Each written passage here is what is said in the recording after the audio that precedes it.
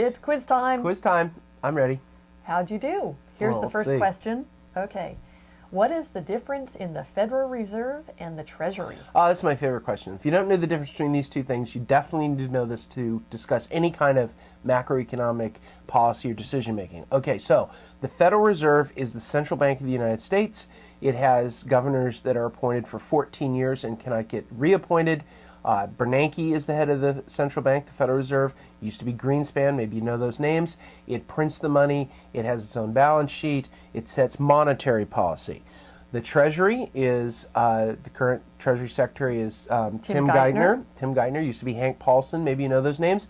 They are political appointees of the president, and they serve at the pleasure of the president, which means the minute he wants to bink, get rid of you, you are gone.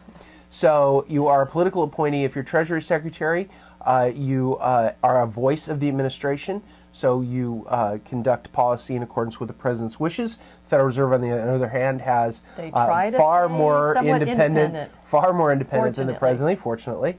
The Treasury collects taxes and it pays our bills, and it sets fiscal policy. Federal Reserve monetary policy, Treasury fiscal policy, two totally different things. Very important you understand the difference between those two.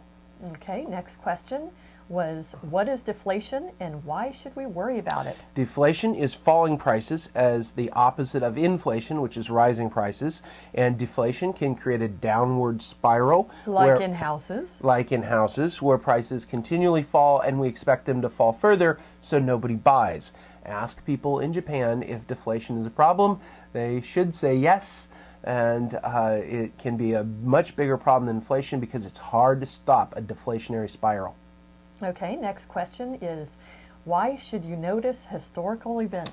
Well, because historical events are peaks or troughs that are out of balance with the averages, and so they tend to reverse themselves. If you see a historical peak in something, more than likely it'll pull back at some point, or if you see a historic low in something, it will tend to reverse. So take note of historical events and look for reversals. Historical lows in interest rates? Lows in interest rates going on now, previously highs in stock prices or highs in housing prices, those kinds of things. Somebody says this is a historic price, prices have never been this high before, probably not going to stay there for very long.